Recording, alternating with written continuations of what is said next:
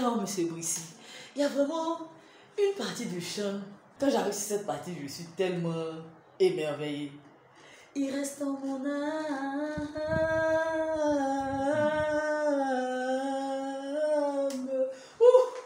Est-ce que j'ai du souffle pour arriver à la fin de ça? Ça a été inspiré comme ça par le Seigneur. La veille. Ah bon? On peut écouter, hein? Oui, j'aimerais. Il me fait reposer dans de verts pâturages. Il me dirige près des eaux paisibles. Il reste en mon âme.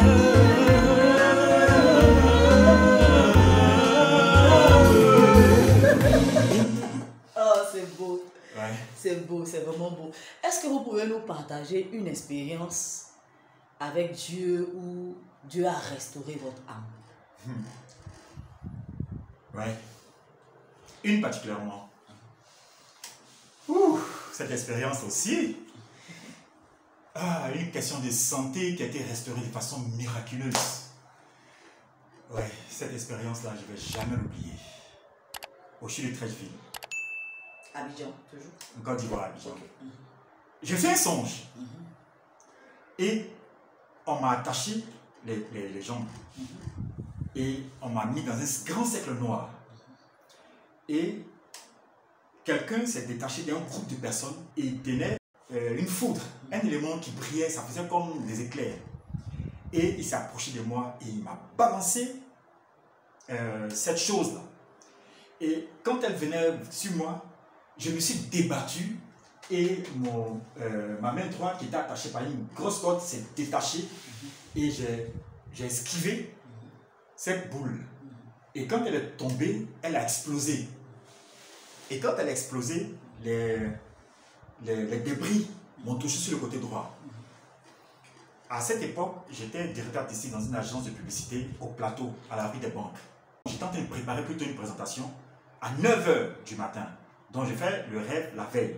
Je me présente à cet exposé-là et pendant qu'on attend d'entendre le client, j'ai commencé à avoir un mal de ventre terrible, comme si on me prenait l'âme et on me déchirait l'intérieur du ventre. Et c'était extrêmement douloureux. Quelque temps après, je perds connaissance. Quand je me réveille, je me retrouve au CHU. Et entre le jour que je perds la connaissance et que je me relève, il s'est passé 3 jours. Et ce sont ceux qui étaient autour de moi qui me donnent l'information. 3 jours dans un coma. 3 jours, je suis parti. Et quand je me réveille, je suis au CHU de Treichville. Bien avant ça, j'étais dans la petite clinique. Et on m'envoyait, parce que c'était tellement grave, on m'envoie maintenant au CHU de Treichville. C'est-à-dire, c'est comme si je devais mourir absolument. Et on était au 31 décembre de cette année-là. Donc, je suis au CHU de Treichville dans une salle avec 3 personnes. Et moi, ça faisait 4. Souffrant, amaigri. Qu'est-ce qui se passe? J'entends.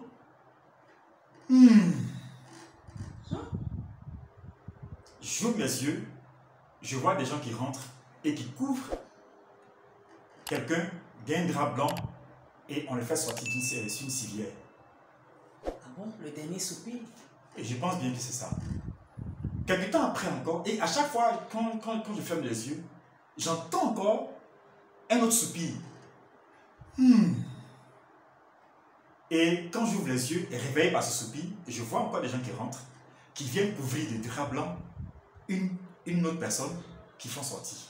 Quelque temps après encore, j'entends le même soupir et on couvre la 3e personne des draps blancs qu'on fait sortir. Finalement, je me retrouve seul dans la salle. Vous étiez 4. On était 4. Donc, imaginez-vous tout ce qui a pu passer dans mon esprit. En ce moment, il dit, ah tiens, en fait, je suis dans un mouroir.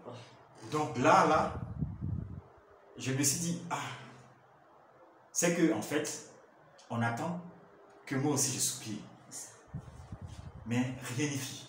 On attendait votre dernier soupir. Et donc, peut-être 45 minutes, environ 1 heure plus tard, quelqu'un vient dans la chambre et quand il ouvre, je suis réveillé par le bruit de la clé et il vient, il me sort de la salle et il m'emmène dans une petite salle et on me fait une expérience, on me pique avec une grosse seringue. Et quand on extrait, c'était du pu. J'étais complètement décomposé de l'intérieur. Wow. Et la couleur du liquide qui sort de moi, c'était beige. Et en ce moment précis, je réalise que je viens de rencontrer celui qui est vivant parmi les morts. Yes. Jésus-Christ. Yes. Et quand le médecin a fait l'extraction de ce liquide-là, il a crié. Et il me demande, est-ce que je crois en Dieu? Je lui dis, oui, je crois en Dieu. Et il me dit, accroche-toi, parce que toi, là, tu es un zombie, tu es un mort vivant.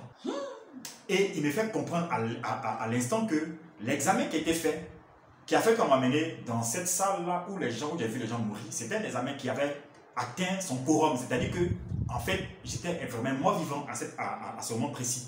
Donc, ils étaient sûrs que je mourrais là. Mais le Seigneur a décidé que plus de 17 ans plus tard, vous soyez encore vivant. yes, effectivement, ça remonte à 17 ans.